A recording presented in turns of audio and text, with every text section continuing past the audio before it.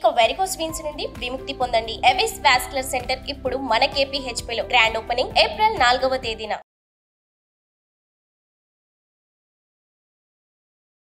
నమస్తే, welcome to Suman TV. నేను మీ అమ్మి. ప్రస్తుతం మనతో ఉన్నారు ప్రముఖ ఆధ్యాత్మికవేత్త, ప్రముఖ జ్యోతిష వాస్తు పండితులు డాక్టర్ గుండపూడి శివ సుధీర్ శర్మ గారు ఉన్నారు. గురుగారితో మనం మాట్లాడదాం. నమస్కారం గురుగారు. శ్రీమాత్రే నమః. శ్రీ గురుభ్యో నమః. గురుగారు, ఈ క్రోధినామ సంవత్సరంలో అసలు వృషభ రాశి వారికి అండి ఏ విధంగా ఉంటుంది, అలానే ఈ రాశి వారికి సంబంధించి ఆదాయం కానీ వ్యయం, రాజపూజ, అవమానం గురించి తెలియచేయండి. ఈ సంవత్సరంలో మంచి ఉన్నతమైనటువంటి లాభాలు పొందేటువంటి అఖండమైనటువంటి రాజయోగం కలిగేటువంటి రాసుల్లో వృషభ రాశి ఒకటి. వారికి ఆదాయం 2, ఖర్చు 8, రాజ్యభుజ్యం 7, అవమానం 3 వీరికి. కానీ వీరికి ఉండేటువంటి లాభం ఏమిటి అంటే మే 2వ తారీఖు తర్వాత వారి జన్మస్థానంలోకి గురుగ్రహ ప్రవేశం జరుగుతుంది. గురుగ్రహ ప్రవేశం ద్వారా మనం అనుకునేటువంటి సకల సంకల్ప సిద్ధి అనేది జరుగుతుంది తప్పనిసరిగా. ముఖ్యంగా వివాహం కానిటువంటి వారు చాలా సంవత్సరాల నుంచి వెయిట్ చేస్తూ ఉంటారు చూడండి, వీళ్ళకి తప్పనిసరిగా వివాహ యోగం అనేది మే 2వ తారీఖు తర్వాత నుంచి ఉంటుంది. మంచి యోగం ఉంటుంది. అలాగే మంచి ఉద్యోగ ప్రమోషన్స్ కోసం ఎదురు చూసేటువంటి వాళ్ళకు కూడా మంచి కాలం. చిన్న ప్రయత్నం, అసలు ప్రయత్నం చేయకుండా ఏది రాదు, అడగని అమ్మైనా పెట్టదు. కాబట్టి మనం ప్రయత్నం చేయాలి. తప్పనిసరిగా వీళ్ళు అనుకున్నటువంటి మంచి ఉద్యోగ స్థితికి పొందుతారు. ఉన్నత ఉద్యోగాలు వస్తాయి. మంచి కొత్త ఉద్యోగాలు రావాలనుకునేటువంటి వారి కొత్త కొత్త ఉద్యోగాలు వస్తాయి. మంచి విశేషమైనటువంటి యోగంలో ఉంటారు వీరు. ఇప్పుడు ఆర్థికంగా ఎలా ఉండొచ్చండి ఈ రాశి వారికి సంబంధించి? ఆర్థికంగా విపరీతమైన సంపాదన పెరుగుతుంది వీరు. నిజంగా అంటే ఎవరైనా సామాన్యంగా మనం ఏంటి 100% కష్టపడితే 100% ఫలితం వస్తే హ్యాపీ. కానీ వీళ్ళకి ఒక 50-60% ఎఫర్ట్తోనే తప్పనిసరిగా మంచి 100% లాభాలు చేకూరుతూ ఉంటాయి. ఆర్థికపరమైనటువంటి యోగాలు విశేషంగా ఉంటాయి. అంతేకాకుండా వీరికి స్త్రీ మూలకమైనటువంటి ధనం కూడా లభిస్తూ ఉంటుంది. ఆడవాళ్ళ ద్వారా అంటే భార్య ద్వారా ఆస్తి రావడం కానీ, లేదంటే కొత్తగా పెళ్ళైనటువంటి వాళ్ళకు కూడా అమ్మాయి ద్వారా కొత్త ఆస్తి వీళ్ళతో కలవడం కానీ, ఇట్లాంటివి జరుగుతూ ఉంటాయి. అంతేకాకుండా వీళ్ళు చేసేటువంటి ప్రతి పనిలో కూడాను స్త్రీలు వెనక నుండి వీళ్ళకి సహాయాన్ని అందిస్తూ ఉంటారు. అంటే స్త్రీ మూలకమైనటువంటి ధనం, సేవలు ఈ సంవత్సరం వీళ్ళకి విశేషమైనటువంటి స్థాయిలో ఉంటాయి. ఇప్పుడు ఒకవేళ వ్యాపారం కొత్తగా స్టార్ట్ చేయాలనుకుంటున్నా, ఈ సంవత్సరం వాళ్ళకి ఎలా ఉంటుందండి? వారు కూడా మే 2వ తారీఖు తర్వాత స్టార్ట్ చేయమని చెప్పండి. అంటే ఇప్పుడు మనం ఒక ముహూర్తం పెట్టుకొని ఒక పని ప్రారంభిస్తాం. అది పెళ్లి కావచ్చు, గృహప్రవేశం కావచ్చు, శంకుస్థాపన కావచ్చు, ఏదైనా. లేదా ఆ ముహూర్తం ఇంపాక్ట్ ఆ జీవితం మొత్తం మీద ఉంటుంది. కాబట్టి అలానే ఎలా ఉంటుందో అలాగే మంచి సమయంలో ప్రారంభించేటువంటి వ్యాపారాలు కానీ పనులు కానీ తప్పనిసరిగా ఆ వ్యాపారం ఉన్నంతకాలం కూడా దాని మీద ఆ ప్రభావం చూపిస్తుంది.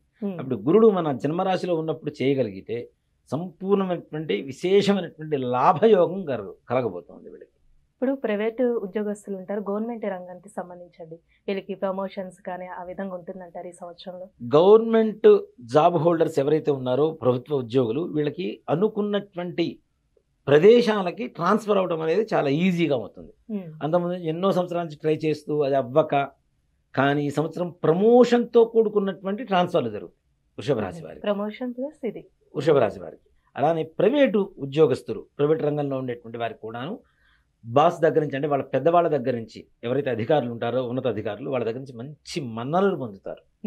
అంతకాలం వరకు కూడా వీళ్ళు పనిచేస్తున్న వీళ్ళని తిట్టుకునేటువంటి ఆ పై అధికారులు కూడా ఈ సంవత్సరం మాత్రం వీళ్ళని, అంటే వీళ్ళు పడేటువంటి కష్టానికి తగినటువంటి గుర్తింపు దొరకబోతుందని చెప్పొచ్చు. అలాగే రాశి వారికి అంటే ఏమైనా ఆరోగ్య సమస్యలు ఉంటాయంటారా?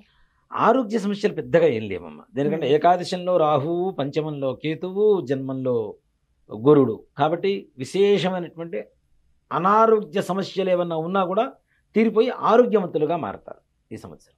ఇప్పుడు వ్యవసాయ పరంగా ఎలా ఉంటుందండి ఈ రాశి వారికి సంబంధించి? వ్యవసాయ పరంగా కూడా చాలా బాగుంటుంది. మంచి విశేషమైనటువంటి ధనయోగం కలుగుతుంది.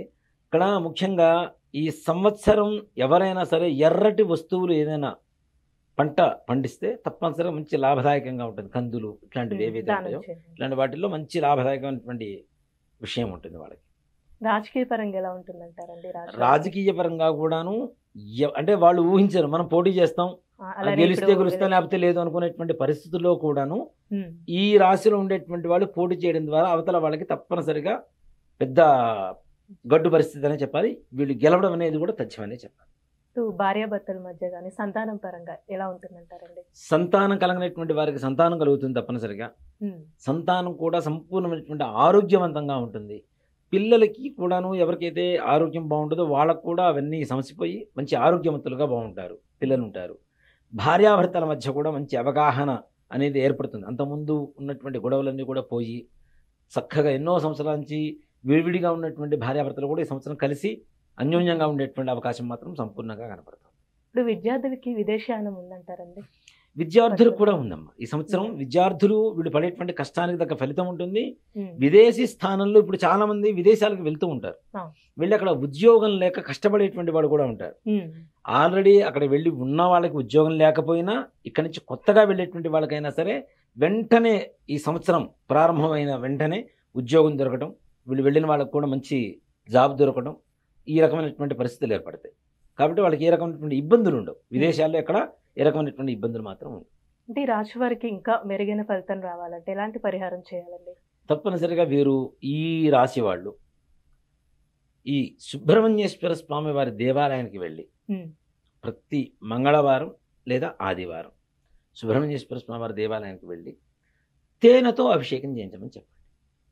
ఎక్కువగా అంటే ఇప్పుడు పాలు, పెరుగు, నెయ్యి, పంచదార ఇవన్నీ వాడతాం, దీంతో పాటు తేనె వాడతాం కదా. తేనె కాస్త ఎక్కువ పాలలో అభిషేకం చేయడం ద్వారా వీళ్ళకు ఉండేటువంటి సమస్యలు ఏవైతే ఉంటాయో అవన్నీ కూడా తొలగిపోతాయి. చిన్న చిన్న సమస్యలు లేకుండా ఎవరు ఉండరు. అలాంటి సమస్యలు కూడా తొలగిపోవాలి అంటే సుబ్రహ్మణ్యేశ్వర స్వామి వారిని గట్టిగా ప్రార్థిస్తూ ఉండాలి, అని గట్టిగా పట్టుకొని ఉండాలి. తప్పనిసరిగా అనుకున్నటువంటి పనులన్నీ కూడా సజావుగా సాగు. అంటే మంగళవారం, ఆదివారం, మంగళవారం కానీ ఆదివారం కానీ. ఈ ప్రతి రాశికి ఒక్కొక్క సమస్యలు. ఈ దేవతలతో పాటు అందరూ కూడా విశ్వరూపంలో ఉన్నారని చెప్పి మనం నమ్ముతూ ఉంటాం. అవునా? కృష్ణ పరమాత్మ విశ్వరూప సందర్శన సౌభాగ్యాన్ని ఇచ్చాడు అర్జునుడికి. అవునా? ఆ విశ్వరూపంలో ఏంటి, అందరూ దేవతలు దాంట్లోనే ఉన్నారని చెప్పి నమ్ముతూ ఉంటాం. కాబట్టి ఈ విష్ణుమూర్తి యొక్క అనుగ్రహం కలిగితే సకల కార్యాలు దిగ్విజయంగా పూర్తవుతాయి. కాబట్టి ఇప్పుడు మనం ఏప్రిల్ 9వ తారీఖు ఉగాది రోజు నుంచి మన హనుమత్ ప్రత్యంగర వారాహ యజ్ఞస్థలి ఎందు ఏదైతే మనం మహాలక్ష్మి సమేత మహాసుదర్శన హోమం చేస్తున్నామో ఉగాది నుంచి 41 రోజు పాటు జరుగుతుంది. ఇప్పుడు ఈ 41 రోజు ఈ హోమ కార్యక్రమంలో ఎవరైతే గోత్రనామాలతో లేదా ప్రత్యక్షంగా పాల్గొంటారో వారికి ఈ గ్రహస్థితి వల్ల వచ్చేటువంటి నష్టాలన్నీ కూడాను వెళ్ళిపోయి సుఖమైనటువంటి సంతోషకరమైనటువంటి జీవితాన్ని అనుభవిస్తారు. చాలా చక్కగా తెలియజేశారండి. శ్రీమాత్రే నమః. సుమన్ టీవీలో మీ పర్సనల్ అండ్ బిజినెస్ ప్రమోషన్స్ కోసం కింది నెంబర్కి కాంటాక్ట్ చేయండి.